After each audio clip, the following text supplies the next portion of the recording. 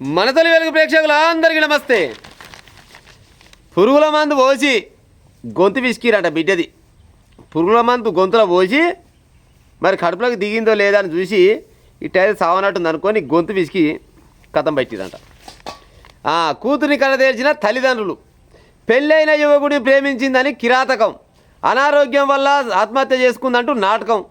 పోలీసుల దర్యాప్తులో అసలు విషయాలు వెలుగులోకి. ఏడ జరిగింది ముచ్చట? సైదాపూర్ అంట. సైదాపూర్ అంటే ఎక్కడ? ఇది కరీంనగర్ దగ్గర. పెళ్ళైన యువకుడిని ప్రేమించిందని ఓ బాలిక తన తల్లిదండ్రుల చేతిలో దారుణ హత్యకు గురైంది. కూతురి ప్రేమ ఇష్టం లేని తల్లిదండ్రులు పురుగుల మందు తాగించి గొంతు నిలివి కన్న బిడ్డని ఉసురు తీర్చారు. ఆపై తమ బిడ్డ అనారోగ్యం వల్ల ఆత్మహత్య చేసుకున్నందుకు నాటకం ఆడారు. కరీంనగర్ జిల్లా సైదాపూర్ మండలం సర్వాయిపేట పంచాయతీ పరిధిలో శివరాంపల్లి గ్రామంలో నవంబర్ 14న జరిగింది ఈ హత్య. అయితే అలా అయ్య పేరేమో రెడ్డిరాజు అంట, అమ్మ పేరేమో లావణ్య. ఈయన చిన్న కుమార్తె అంటే ఇద్దరు అమ్మాయిలంట. ఈమె చిన్న ఆమె 16 ఏళ్ళు ఉంటుంది, ఇంటర్ చదువుతుందంట. అయితే అదే గ్రామానికి చెందిన ఇంకో పిల్లగాని పేరు అనిల్ అంట. ఆ అనిల్ అంటోనికి పెళ్ళి అయిందట. పెళ్ళి అయితే ఆ పెళ్ళి అయినోని ప్రేమిస్తుందంట ఈమె.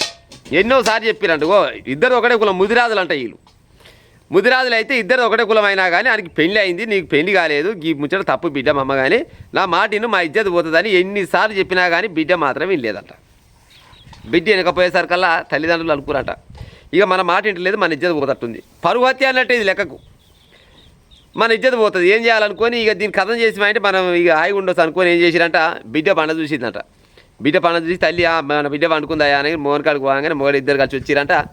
అట్నే కాలువలు పట్టుకురంట. అట్ట అనగానే అట్నే నోటే సీస పోసిరంట. కథం పురుగుల మందు పోసిరంట. పురుగుల మందు పోసి తాగినాడు మొత్తం గొంతులు మొత్తం కింది కానీ అని మొత్తం తాగినాక చూసి అసలు సచ్చిందా లేదా అని డౌట్ తోటి ఉండి మళ్ళీ గొంతును విసికేసిరంట. ఏడికాడికి గొంతును విసికి పాన విడిచినాక అప్పుడు అనారోగ్యం బాగలేక కడుపు నొప్పి లేకపోతే అనారోగ్యంతో ఉన్నది, తనంత తానే పురుగుల మందు తాగింది, ఆత్మహత్య చేసుకుందని పోలీసు వాళ్ళు నమ్మవాళ్ళకి ఇచ్చాలని చూసిందట. కానీ పోలీసు వాళ్ళు ఏం చేసిరు, అంతా బాడీని మొత్తం పరీక్ష బయట చూస్తారు. ఆ గొంతు మొత్తం ఏడికాడికి కమిలిపోయిందంట, పిసికి. మరి పురుగుల మందు తాగినట్టు ఉండాలి, కానీ గొంతు మొత్తం కమిలినట్టు ఉంది అనుకొని చిన్నగా పోస్ట్ మార్టం కాడికి కొనబోయారంట. పోస్ట్ మార్టం కాడికి కొనగానే పోస్ట్ మార్టంలో ఏం తేలిందంటే పురుగుల మందు తాగింది వాస్తవమే, కానీ పురుగుల మందు వాళ్ళు చచ్చిపోలేదు, ఊపిరి ఆడకుండా చేసిరు, గొంతు మొత్తం బిసికేసి చంపిరని చెప్పిరట.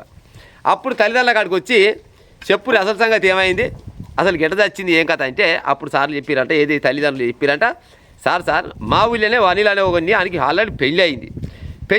ఆ పెళ్ళి అయినని ప్రేమిస్తుంది, ఆ బిడ్డ చదివింది ఇంటరే.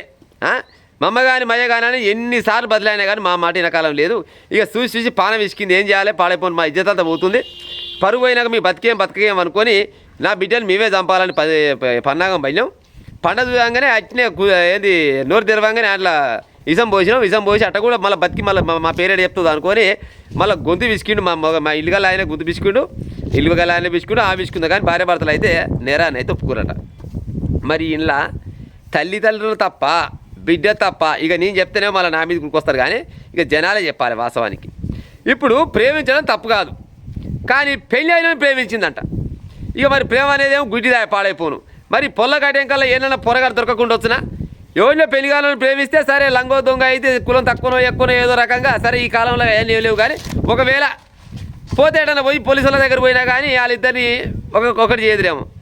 పెళ్ళి అయిన ప్రేమించింది, అదే ఊళ్ళో ప్రేమించింది, మరి వరుసకి ఏమవుతారో మనకు తెలియదు. కానీ ఇక వాళ్ళకేమో పరుగు పోయినట్టు అనిపించిందంటే ఉత్త పుణ్యానికి బిడ్డని చంపారు.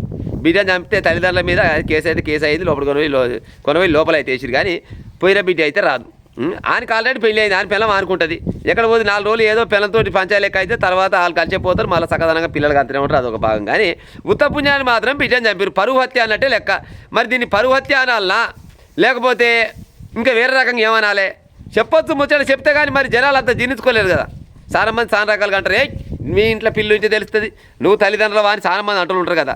మరి ఇట్లా ఇప్పుడు ఈ బిడ్డని చంపడం కరెక్టా కాదా అనేది ఇక మీకు కామెంట్ రూపకంగా చెప్పి ఉపాయం చేయాలి. సైదాపూర్ మండలంలో శివరాంపల్లి గ్రామానికి చెందిన ఒక బాలిక ఇంటర్మీడియట్ ఫస్ట్ ఇయర్ చదువుతున్న అమ్మాయి, అదే గ్రామానికి చెందిన ఒక వ్యక్తి పోలు అనిల్ అనే వ్యక్తితో ఆ వ్యక్తి ఆ అమ్మాయిని ప్రేమ దాంట్లో వ్యామోహంలో పడివేసి ఆ అమ్మాయిని ప్రేమిస్తుందని వెంటపడటం వల్ల మేబీ ఆ అమ్మాయి కూడా సపోర్ట్ చేసిందని తెలిసింది. ఆ సపోర్ట్ చేస్తూ వాళ్ళ ఫాదర్ మదర్కి ఒక 3 months నుంచి ఆ అమ్మాయితోటి చాటింగ్ చేస్తుంది, అని తెలిసిన తర్వాత తండ్రి మందలించినా కూడా అమ్మాయి వినకపోవడంతో ఆ పిల్లవాడు ఆ రోజు సాయంత్రం వాళ్ళ ఇంటికి కూడా వచ్చి వెళ్ళినట్టు తెలిసింది. That is on 14th November. అయితే తండ్రికి ఈ విషయం తెలిసిన తర్వాత అమ్మాయిని కొంచెం కోపం చేస్తే అమ్మాయి ఆ అబ్బాయిని ఎక్కడ వెళ్ళిపోతుందో చెప్పినా వినట్లేదు అనే ఒక భయంలో ఆ పిల్లని పాయిజన్ ఇచ్చి ఆ పాపని పాయిజన్ ఇచ్చి మళ్ళీ ఎందుకన్నా మంచిది మళ్ళీ బతుకుతుందేమో అనే ఉద్దేశంతో గొంతు నులిపి కూడా తల్లి తండ్రి సొంత తల్లిదండ్రులు ఆమెని చంపేసి తెల్లారి పొద్దున ఆమెని పోలీస్ స్టేషన్లో ఒక దరఖాస్తు ఇచ్చారు. ఆమెకి కడుపు నొప్పి ఉంది, అందువలన చనిపోతుంది, ఆరోగ్యం మంచిగా లేక ఇబ్బంది పడతా చనిపోయింది పాయిజన్ తీసుకోనని కంప్లైంట్ చేయడం జరిగింది. కానీ కొంచెం మాకు సమాచారం అందింది ఆమె ఎట్లాంటి ఆరోగ్య పరిస్థితులు ఉన్నాయో ఒకసారి చెక్ చేసినాం.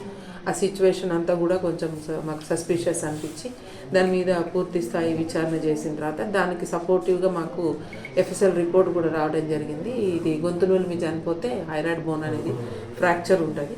సో ఎఫ్ఎస్ఎల్ రిపోర్ట్లో ఫ్రాక్చర్ వచ్చింది కాబట్టి దాన్ని బేస్ చేసుకొని వాళ్ళ ఫాదర్ని పిలిపించి మేము ఫాదర్ ఇన్వెస్టిగేషన్ చేస్తున్న క్రమంలో అతని ఇంటికి వెళ్తే అతనికి భయం వేసి అతను ఏం చేశాడంటే ఆ గ్రామంలో ఉప సర్పంచ్ దగ్గరకు పోయి అవును నేనే చంపినా, నేను నా భార్య కలిసి చంపినాం, ఎక్కడైతే మా పరువు పోతుందో మనం చెప్పిన మాట వినకుండా ఈ అమ్మాయి అతనితో వెళ్ళిపోతుందో ఈ పోలు అనేట ఆయన మ్యారీడ్ వైఫ్తో గొడవలుండి 498 కేసు కూడా ఉంది ఇదే పోలీస్ స్టేషన్లో.